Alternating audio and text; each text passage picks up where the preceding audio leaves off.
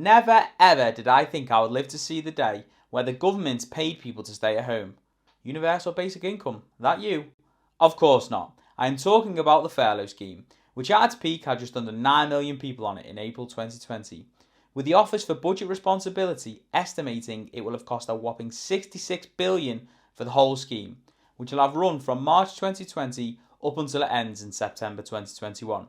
That got me thinking, what would be the best way to spend your last month of furlough?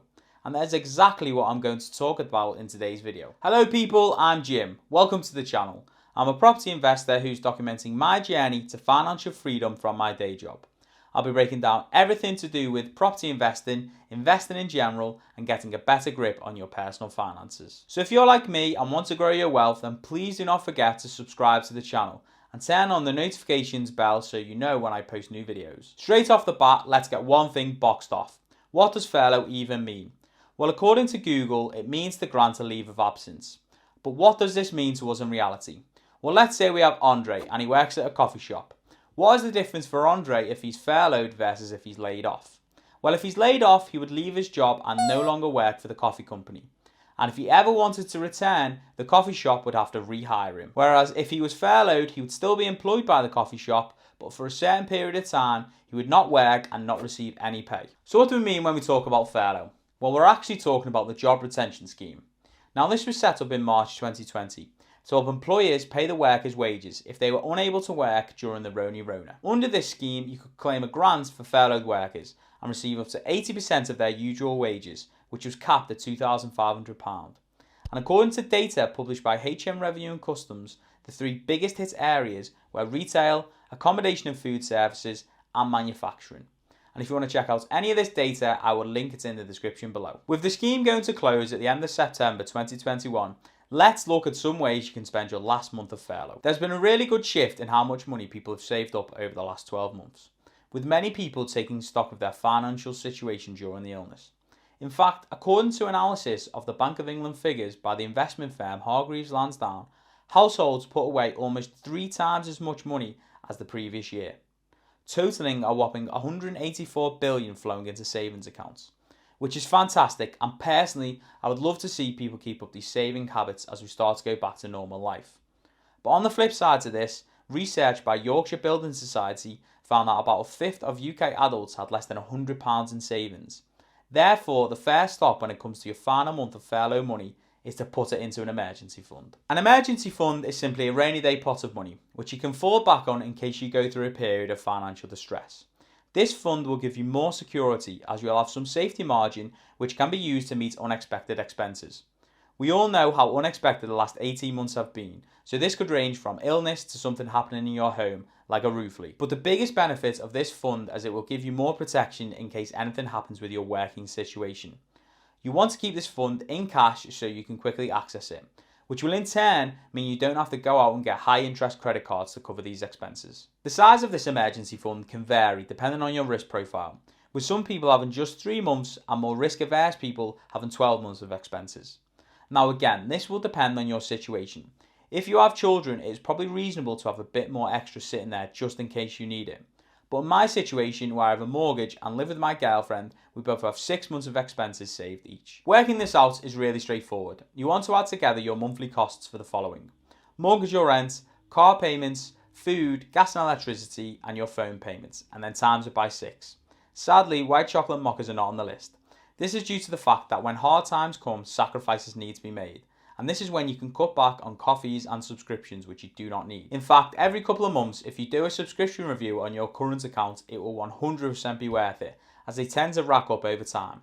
But this number should be your target when it comes to your emergency fund. Of course, it might take you a while to save up this money, but it should be a priority in my opinion, as it offers you financial protection. With money being one of the major things which people stress about, having this pot will take the stress away and give you a better night's sleep, which we all know a decent kip is absolutely priceless. Once you have this pot of money, just pop it into the highest interest savings account at the time. You can normally find this information with a quick Google search, but I really like looking on moneysavingexpert.com. So taking some of your last month of furlough and putting it away to start or top up your emergency fund is certainly wise in my opinion.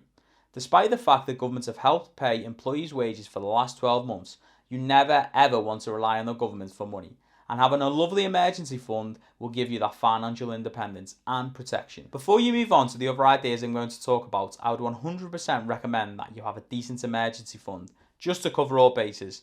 But assuming you've done that, then next up it would be a good idea to start investing. The main reason why you want to start investing is because in real terms your money is losing value.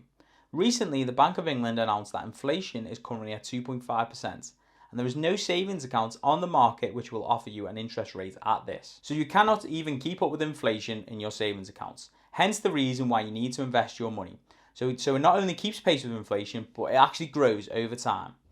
Now, I'm not going to go into detail about why you need to invest right now because it's outside the scope of this video. But please check out the video I made about it when you finish this one, and I'll link it at the end of this one. So, it has never ever been easier to get involved into investing. But Jim, I don't know anything about investing. Jim, investing's only for bankers in London. This is certainly what I used to think. But when it comes to investing, with the development of the internet, it's made investing super easy for me and you. I personally use a few different platforms: Free Trade, Hargreaves Lansdown and Vanguard, with all of them being easy to use. I would personally recommend Free Trade for beginners as the app is really straightforward to use and it's easy to deposit money into your account. When it comes to picking what to invest in, it's really simple in my opinion. Just invest into index funds. Index funds are really easy to understand. They are made up of all the different companies within the stock market, with the view of investing a small percentage into each company in the market. For example, in the UK we have an index, and whenever you hear the word index, just think about a collection of stocks which is used to measure the performance of a certain area of the market. So the biggest index we have in the UK is the FTSE 100, which you've probably heard about. Now this index tracks the performance of the top 100 biggest businesses in the UK. So if you're invested into the FTSE 100 index fund, it'd be investing a tiny bit into each of the 100 companies in the FTSE. So basically it's tracking the performance of the market as a whole instead of being invested 100% in one company, which could be more risky as they tend to be more volatile. But do not get me wrong, if you pick the right company, the potential for you to get some tasty returns are there for sure, but will involve lots of research, whereas index funds are a really passive way to invest into the stock market. Not only this, but they offer some really good returns, with the FTSE returning on average 7.75% per year. So you could take some of your last month's money of furlough and start investing it. You could start an investment account like an ISA, which is a tax-free account, meaning any of the money you will make on your investments will never be taxed, and it's capped at £20,000 per year. You could set up a tax-free account and start investing into the FTSE 100 in the UK or the S&P 500 in America. Fingers crossed this will get the ball rolling on your investment journey and get you into the habit of investing some of your wage every single month and seeing it grow over the long term. I also have a video on how to get £33,000 all for free using ISAs in the UK, which I'll also link at the end of this video for you to check out if you're thinking about setting up an ISA. I'm pretty sure everyone has had some sort of business idea or extra idea on how to make some more money on the side. This could be a brilliant idea for spending your last month of furlough.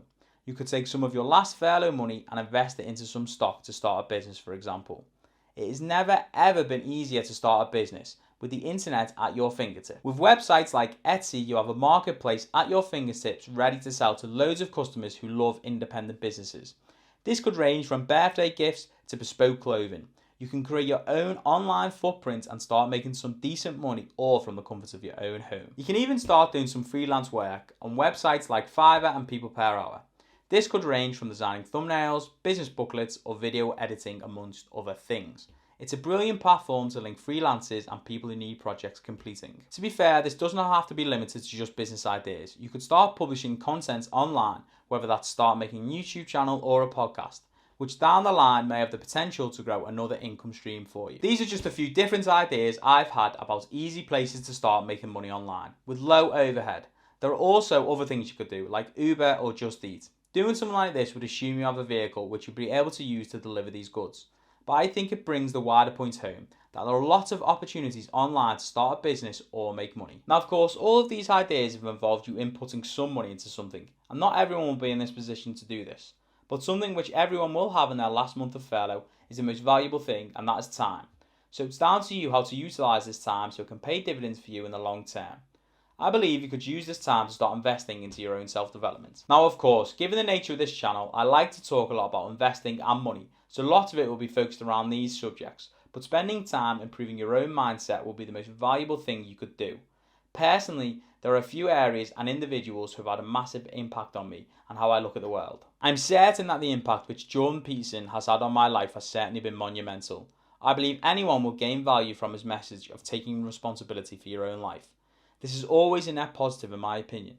I think this sort of stuff is more important than ever. Given the last 18 months, lots of people have struggled with life in general. So I'll leave a list of his particular powerful talks/podcasts in the description below if you fancy checking them out. Along with Jordan Peterson, I'm a lover of anything to do with Stoicism. In particular, 3 books written by an American author called Ryan Holiday. These are Ego is the Enemy, The Obstacle is the Way, and Stillness is the Key. These 3 books embody the Stoic principle of not worrying about things which are outside of your control, which when this skill can be applied in your day-to-day life, it can massively reduce the amount of stress and anxiety you feel. These are some of the things I have found 100% useful in my life, so they're certainly worth checking out. But when it comes to learn about investing and money, there are loads of free content online, and if you have the time, you can learn loads. One of the most valuable pieces of content is a Twitter thread by an investor called Naval Ravikant, called How to Get Rich. This is something I try and revisit every couple of months, as the lessons in these tweets and the accompanying podcast where he breaks down the tweets in even more detail are truly life-changing. In fact, in the future, I'm going to do a video about the impact this tweet storm has had on me. Like most things in life, the best thing for you to do is your own research. And I'm sure you'll naturally come to content which resonates the best with you. But if you're thinking more about your financial education and future, you will never lose in that situation. With that said, I hope you guys have enjoyed learning about what to do with your last month of furlough. Please do not forget to subscribe to the channel and check out my videos on why you need to invest right now and also how to get a free £33,000. Cheers guys, see you in the next one.